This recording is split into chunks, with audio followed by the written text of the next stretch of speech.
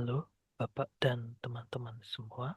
Pada kesempatan kali ini, saya akan mempresentasikan kuliah singkat mengenai sistem informasi manajemen.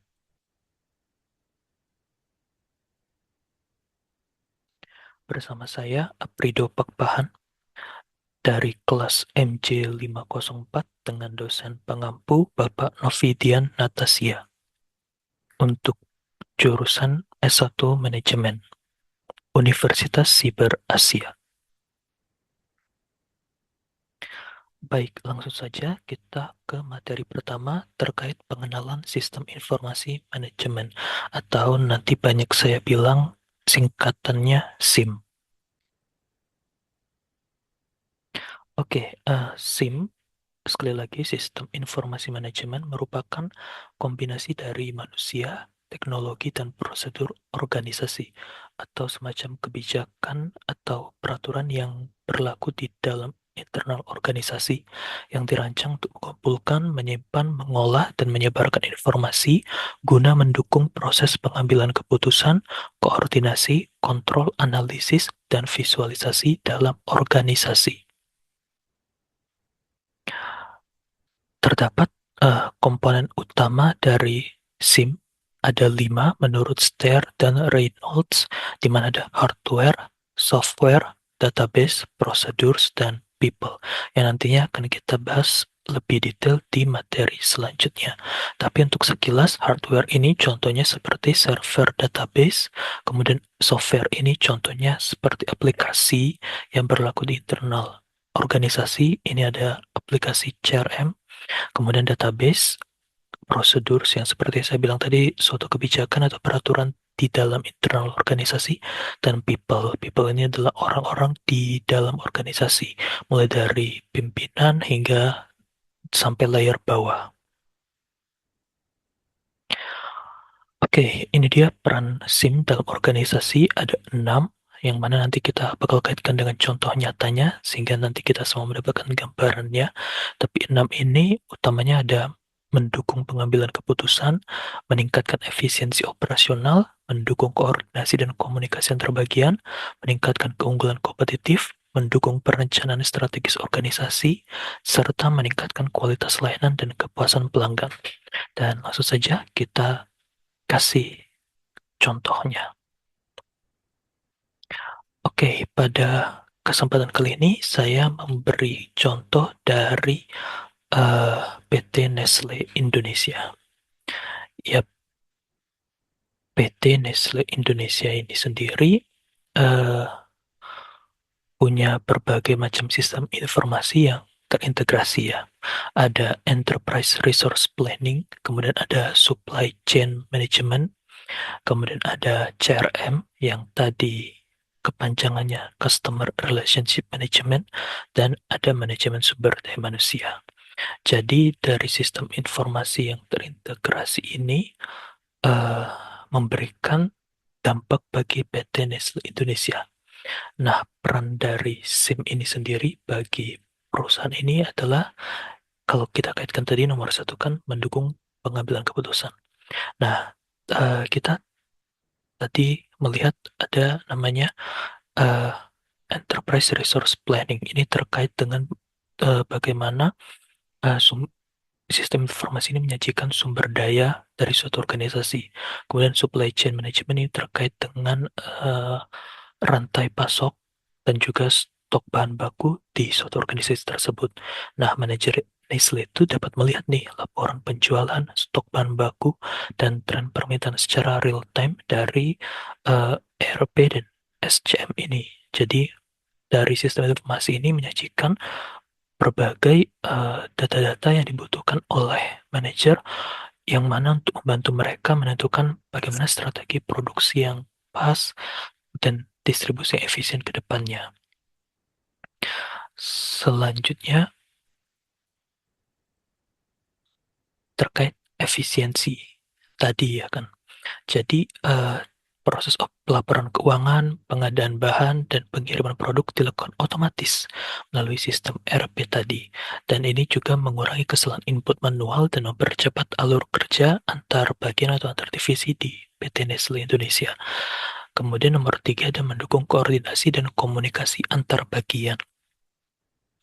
Nah, data dari bagian produksi, pemasaran, keuangan terhubung nih dalam satu sistem.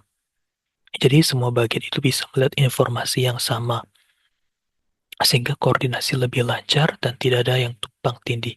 Jadi bagian produksi bisa melihat data pemasaran, melihat data keuangan gitu kan. Jadi tidak ada yang bagian itu atau divisi itu berdiri sendiri-sendiri. Kemudian nomor 4 ada meningkatkan keunggulan kompetitif. Nah, dari sistem informasi yang mereka punya tadi, yaitu ada ERP, kemudian ada SCM, kemudian ada CRM ini tadi kan. Nah, ini CRM, Customer Relationship Management. Nah, dengan adanya sistem informasi ini, Nestle bisa menganalisis nih preferensi konsumen dan tren pasar dengan cepat. Mereka bisa nantinya melihat, oh, konsumen lagi prefer apa, mereka bisa merancang produk sesuai preferensi konsumen tersebut dan juga bisa mempromosikannya berdasarkan data yang dikumpulkan sistem informasi manajemen itu. Kemudian informasi dari SIM juga bisa digunakan untuk menyusun rencana jangka panjang. Seperti kalau misalnya PT Nestle ini mampu eh, berkembang di luar daerahnya yang awal, dia bisa melakukan ekspansi pabrik dan juga yang tadi lanjutan tadi kalau misalnya konsumen lagi membutuhkan produk apa dan PT Nestle ini bisa melihat itu, maka dia bisa meluncurkan produk yang sesuai dengan preferensi konsumen itu, alias peluncuran produk baru. Dan juga manajemen bisa memantau apakah target strategis ini bisa tercapai dan bisa juga melakukan penyesuaian jika perlu. Dan terakhir meningkatkan kualitas layanan dan kepuasan pelanggan. Nah, jadi dengan adanya sistem pelacakan distribusi dan stok yang akurat, PT Nestle bisa memastikan produk tersedia tepat waktu di pasar. Respons terhadap keluhan pelanggan juga lebih cepat karena data pelanggan tersimpan dan mudah diakses. Yap, apa ya saya kasih contoh kepada kalian ini, itu sumbernya dari www.kompasiana.com. Oke, selanjutnya kita masuk ke materi yang belum. Jadi sebelum kita masuk ke materi yang kedua, ini ada hubungan SIM, hubungan sistem informasi manajemen dengan fungsi-fungsi manajemen. Kita sudah tahu bahwa ada 4 ya fungsi-fungsi manajemen atau yang mungkin sering saya singkat dengan singkatan POLCO. Ada planning, organizing, leading, dan controlling. Dimulai dari perencanaan. Tadi seperti yang sudah kita kasih contoh, SIM menyediakan data historis dan prediktif untuk perencanaan strategi. Data historis seperti bahan baku, stok bahan baku gitu kan. Kemudian prediktif itu ya data-data dari konsumen, apa preferensinya, nanti bisa diprediksi mereka mau apa kayak gitu. Kemudian yang kedua ada organizing, SIM membantu mengalokasikan sumber daya secara efisien. Kemudian yang ketiga ada SIM mendukung komunikasi efektif dan pemantauan kinerja bawahan. Ini masuk ke fungsi manajemen leading. Dan terakhir ada SIM membantu mengidentifikasi penyimpangan dan menyediakan laporan kinerja untuk pengambilan tindakan korektif. Ini fungsi manajemen untuk pengendalian atau controlling. Baik, sekarang kita masuk ke materi kedua, data dan informasi. Jadi kalau ngomongin sistem informasi manajemen tidak lepas dari yang namanya informasi. Dan informasi ini sendiri adalah kumpulan data yang diolah. Jadi memang kita mau gak mau harus membahas apa itu data dan informasi. Oke, ini untuk pendahuluannya kenapa SIM memainkan peran penting dalam proses ini. Ya karena SIM itu sendiri kan mekanisme yang mengumpulkan, mengolah, menyimpan, dan mendistribusikan data. Jadi mulainya dari data, kemudian menjadi informasi yang berguna bagi manajer dan pengguna lainnya. Dan informasi inilah yang nantinya, seperti contoh PT Nestle tadi, bisa berguna untuk mengetahui preferensi konsumen seperti apa, kemudian eh, produk atau bahan baku ketersediaan yang dimiliki oleh PT Nestle tadi seperti apa, berapa, dan nanti bagaimana langkah prediktif ke depannya. Nah, ada semacam apa ya bisa dibilang gambaran bagaimana hierarki dari data informasi. Nah, setelah informasi tadi ada knowledge dan nanti puncaknya ada wisdom. Oh ya, namanya model. Model yang kalian bisa lihat sekarang ini adalah model DIKW hierarchy. Jadi ada data, information, knowledge, dan wisdom. Kita mulai dari bawah terlebih dahulu, dimulai dari data. Jadi data itu adalah fakta mentah yang belum diolah, yang memiliki potensi untuk memberikan makna setelah diproses lebih lanjut. Ini menurut Steyer dan Reynolds. Nah, peran SIM untuk data atau fakta mentah ini itu adalah mengumpulkan dan menyimpan data itu dari berbagai sumber internal seperti apa transaksi, laporan keuangan, absensi pegawai juga bisa, kemudian maupun data eksternal, data di luar organisasi seperti data pasar, data pelanggan ya, dan juga data kompetitor atau pesaing. Nanti hasilnya setelah SIM tadi mengumpulkan dan menyimpan data ini akan menjadi data yang terintegrasi. Selanjutnya kita naik ke tingkatan lebih atas, ada namanya information, informasi. Nah, setelah data yang terintegrasi tadi, kita SIM melakukan pengolahan data tersebut. Nah, jadi makanya informasi itu adalah hasil pengolahan data yang memberikan makna dan nilai. Jadi bukan berarti datanya diolah terus tidak ada hasil apa-apa gitu. Tapi data yang diolah itu harus memberikan makna dan nilai. Itulah namanya informasi. Nah, informasi itu bisa ada informasi strategis, informasi taktis, dan informasi operasional. Dan tadi hasil pengolahan data yang memberikan makna. Ya, Laudon dan Laudon memberikan pengertian informasi seperti itu, memberikan makna. Nah, makna ini kan bisa positif dan juga negatif, bisa berkualitas maupun tidak berkualitas. Makanya kita juga harus mengetahui kalau informasi dan hasil pengolahan data tadi kalau dia berkualitas seperti apa. Ya harus akurat tentunya, kemudian relevan dengan organisasi atau bisnis. Kalau ya misalnya bisnis itu tentang bisnis makanan, ya informasi yang tersaji adalah yang terkait dengan seputar preferensi pelanggan atau konsumen terkait makanan, terus produk apa, tentunya produk makanan seperti itu. Kemudian tepat waktu, kalau misalnya informasi itu sudah diolah dan hasilnya itu ternyata baru didapat terlambat gitu ya dari yang kita inginkan, ya itu tidak berkualitas gitu.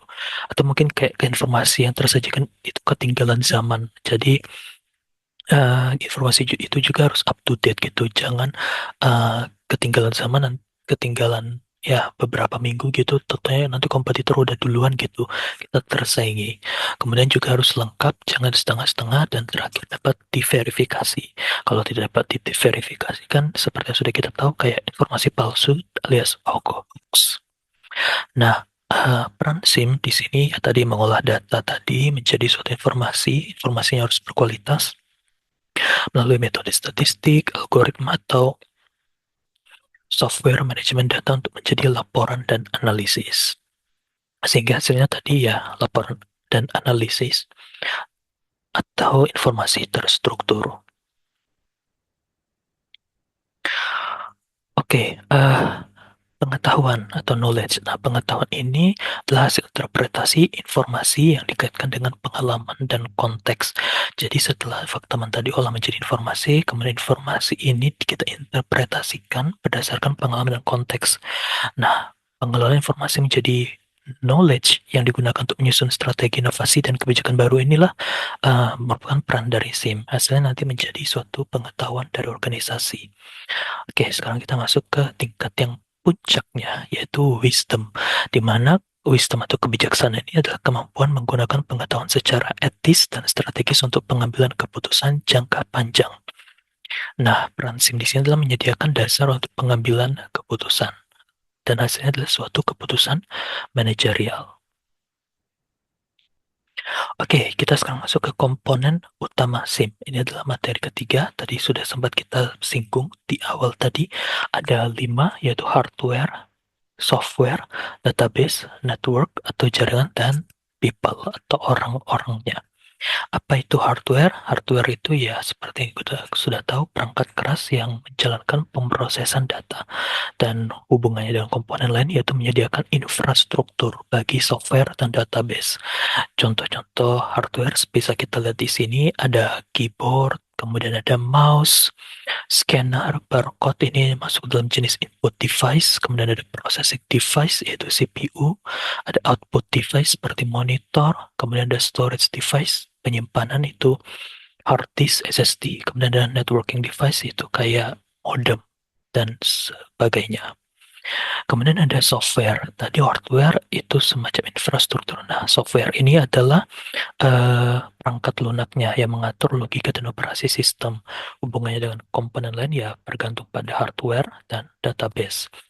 Contoh software ini adalah ya seperti yang sudah kita kerjakan ya sehari-hari, yaitu tidak lepas dari Excel, Word, kemudian ada PPT, dan juga ada antivirus juga. Kemudian ada yang ketiga, tak kalah penting yaitu database itu sendiri. Ya, percuma ada hardware, software, tapi tidak ada database. Karena database inilah menyimpan yang data-data terstruktur tadi, data-data yang telah menjadi informasi, data-data yang telah diolah menjadi informasi, dan informasi itu diinterpretasikan menjadi knowledge tadi. Dan hubungan dengan komponen lain yaitu diakses melalui software dan diolah oleh manusia. Kemudian yang keempat ada jaringan atau network, yaitu menghubungkan semua komponen. Jadi bagaimana bisa hardware terhubung dengan software, nantinya menyimpan di dalam itu ada database, yaitu peran dari network ini. Jadi ya tadi adanya kolaborasi dan distribusi informasi. Dan terakhir ya kalau tidak ada manusia, dia mau gimana informasi sebagus apapun kalau tidak bisa diinterpretasikan, dipikirkan oleh otak manusia ya untuk apa gitu. Makanya peran manusia juga penting untuk mengoperasikan dan mengelola sistem tersebut. Oke, masuk ke materi keempat. Kita bicara tentang database di sini dan ada CBIS. Nah, database di sini atau sistem manajemen basis data adalah suatu aplikasi piranti lunak yang menyimpan struktur basis data, data itu sendiri, hubungan di antara data di dalam basis data dan nama form, jenis-jenis data, angka di belakang desimal, jumlah karakter, nilai default, dan seluruh uraian field lainnya. Oke, keunggulan DBMS ini sendiri yang pertama memiliki performa baik dalam hal proses pengolahan data yang cepat dan penyimpanan data yang besar dibandingkan proses pengolahan data dan penyimpanan data secara tradisional. Kedua, integritas data lebih terjamin. Ketiga, perubahan struktur database dimungkinkan terjadi tanpa harus mengubah aplikasi yang mengaksesnya. Keempat, data yang terpusat akan mempermudah pengelola database. Dan yang terakhir, memiliki sistem keamanan yang lebih fleksibel. Namun, di balik keunggulan tentu ada kelemahannya. Ternyata cukup rumit ya untuk menetapkan fungsi dari database yang baik ini, DBMS yang baik ini. Dan kerumitan dan banyak fungsi yang ada ini yang membuat DBMS perlu memerlukan banyak software pendukung yang mengakibatkan penambahan tempat penyimpanan atau memori. Karena rumit, biaya pun menjadi lebih dari yang seharusnya. Dan tadi perlu banyak penyimpanan, juga perlu banyak aplikasi. Akibatnya beberapa aplikasi akan berjalan tidak seperti biasanya. Tentunya setelah kita mengeluarkan biaya yang lebih karena kerumitan tadi dan juga biaya lebih juga untuk menambah memori, menambah juga aplikasi gitu ya. Resiko kegagalan pun tinggi. Nah, ini dia fungsi database dalam SIM. Tadi kita sudah menyinggung database kan sebagai salah satu komponen dalam SIM. Fungsinya apa sih? Ya tadi menyediakan sumber tunggal data yang dapat digunakan oleh seluruh bagian organisasi. Kemudian memastikan keakuratan dan konsistensi informasi, serta terakhir mendukung proses pengambilan keputusan berbasis data. Nah, contoh implementasinya ya seperti yang telah kita ketahui bahwa kita ambil contoh aja di Unsia ini, kita kenal namanya Siakat ya. Jadi di Siakat inilah semacam database yang menyimpan data mahasiswa, ada dosen, mata kuliah, nilai, dan juga jadwal kuliah. Semua data ini saling terhubung dan dapat diakses melalui sistem informasi akademik Unsia di website akademik.unsia.ac.id. Kemudian kita lanjut ke CBIS, Sistem Informasi Berbasis Komputer. Ini sistem pengolahan data menjadi informasi yang berkualitas dan digunakan sebagai alat bantu dalam pengambilan keputusan, koordinasi dan kendali serta visualisasi dan analisis. Nah, CBIS ini fungsinya itu menghasilkan informasi yang cepat, akurat, dan terpercaya, dapat menghemat waktu, biaya, dan tenaga, meningkatkan penghasilan untuk meningkatkan efektivitas dan pengembangan teknologi, serta pengembangan personil sebagai sumber data, dan juga untuk meningkatkan kreativitas. Oke, subsistem CBIS itu ada sistem informasi akuntansi, itu menghasilkan beberapa output informasi dalam bentuk laporan akuntansi standar, serta menyediakan database yang lengkap untuk digunakan dalam pemecahan masalah. Kemudian ada SIM itu sendiri. Yap, ternyata yang kita sedang bahas ini adalah subsistem dari CBIS. SIM. Kemudian ada sistem penunjang keputusan DSS. Dalam upaya memecahkan masalah, seorang problem solver akan banyak membuat keputusan. Keputusan harus diambil untuk menghindari atau mengurangi dampak negatif atau untuk memanfaatkan peluang yang ada. Keempat itu ada namanya OA, otomatisasi kantor. Itu mencakup semua sistem elektronik formal dan informal, terutama berkaitan dengan komunikasi informasi ke dan dari orang-orang di dalam maupun di luar perusahaan. Kemudian ada sistem pakar juga, adalah sebuah sistem yang informasi memiliki AI yang bertujuan menyediakan dukungan pemecahan masalah tingkat tinggi untuk pemakai. Oke, tadi kita sudah menyinggung subsistem dari CBIS, yaitu Sistem Informasi Akuntansi, dan kita bahas detail di materi kelima ini. Nah, di materi sekarang ini kita tadi ya sudah menyinggung SIA ini adalah sistem yang berguna untuk melakukan pemrosesan data menjadi informasi dalam bentuk laporan akuntansi standar, sekaligus sebagai pengumpul, pencatat, dan penyimpan data. Data dan informasi ini nantinya digunakan untuk memudahkan dalam pengambilan keputusan. Nah, fungsi dari SIA ini adalah sistem pengendalian keuangan yang bertujuan supaya tidak terjadi kecurangan oleh pihak-pihak tertentu. Kemudian yang kedua, mengubah kumpulan data dalam bentuk informasi keuangan diperlukan perusahaan. Kemudian yang ketiga, membuat serta mencatat data transaksi secara tepat dan dalam jurnal. Kemudian ada mengambil data yang dibutuhkan yang berasal dari beragam sumber dokumen yang ada kaitan dengan kegiatan bisnis. Dan yang kelima, mengumpulkan segala macam data mengenai aktivitas bisnis perusahaan serta menyampaikannya secara efektif serta efisien.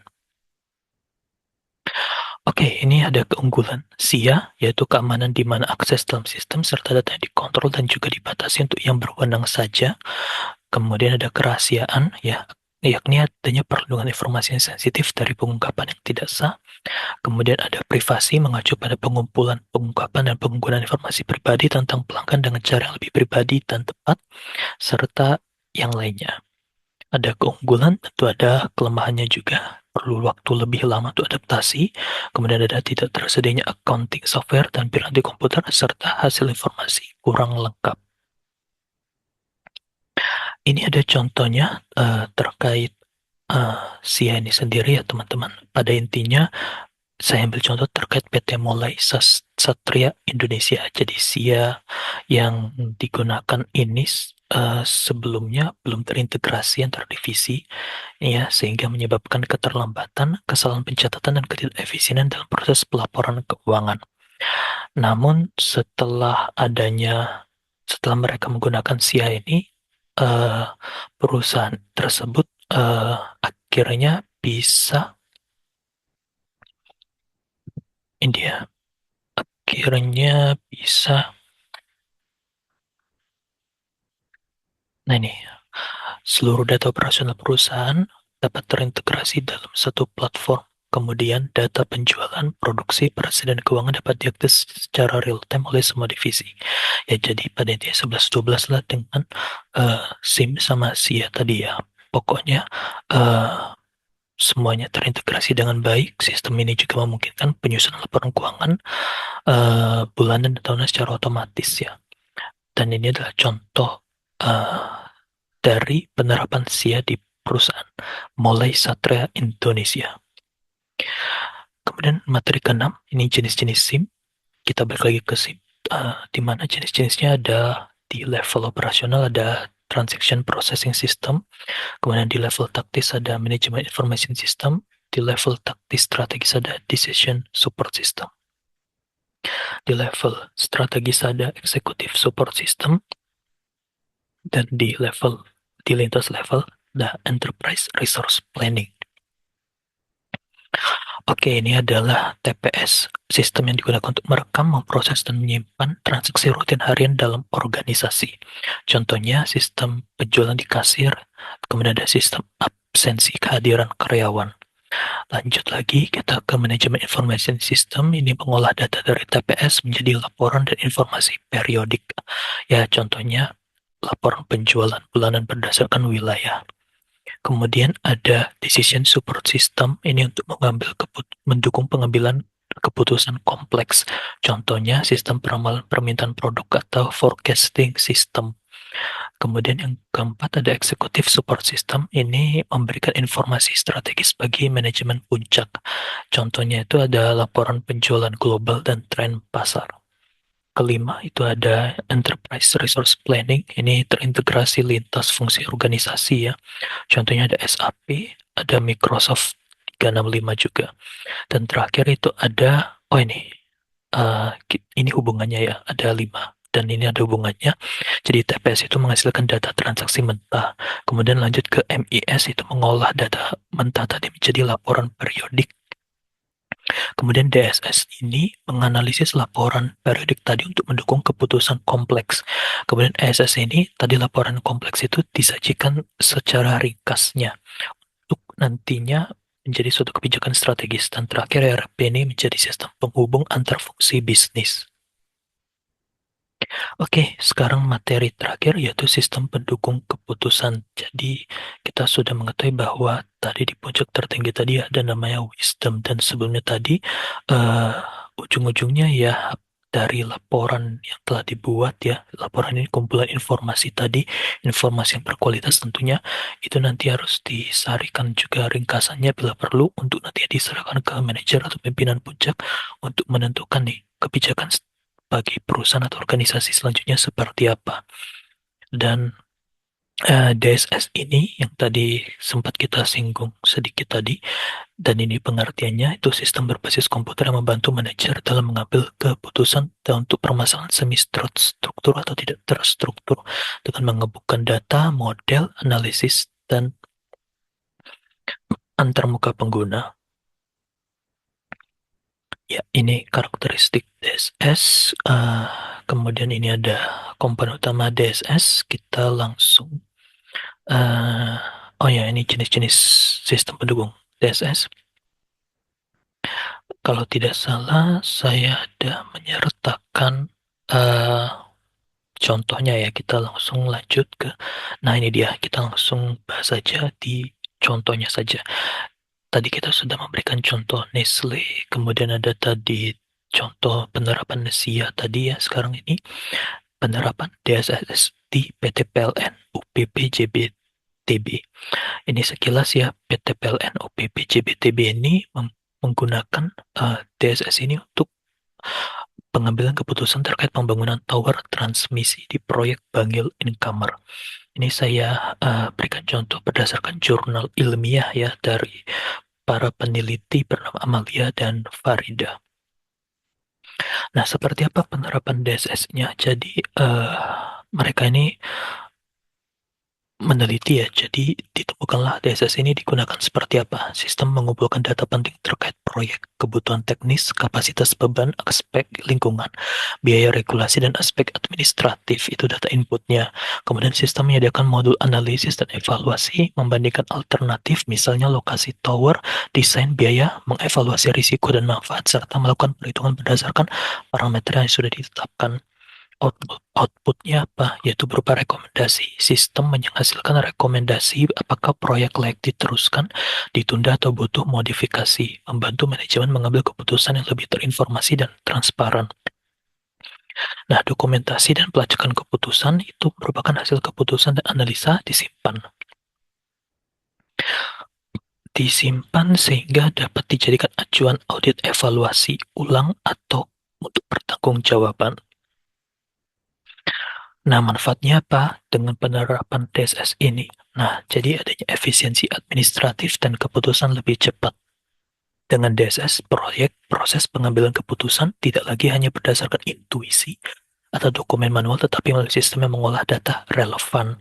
Kemudian ada keakuratan dan konsisten. Jadi, walaupun efisien, Maksud saya walaupun cepat tapi tetap akurat dan konsisten dalam penilaian proyek. DSSS membantu memastikan bahwa semua kriteria diperhitungkan secara objektif dan konsisten. Kemudian, eh, yang ketiga itu meningkatkan transparansi dan manajemen informasi. Jadi informasi manajemen proyek menjadi lebih terstruktur, memudahkan koordinasi antar tim, pelacakan status proyek dan dokumentasi keputusan secara jelas. Kemudian yang keempat, membantu kepatuhan terhadap prosedur dan regulasi. Ini DSS ini membantu memastikan bahwa keputusan pembangunan mematuhi persyaratan sebelum persetujuan final. Oke, sekian kuliah singkat terkait SIM. Kita juga tadi sempat membahas sistem informasi akuntansi dan juga ada DSS di terakhir materi. Terima kasih dan sampai jumpa.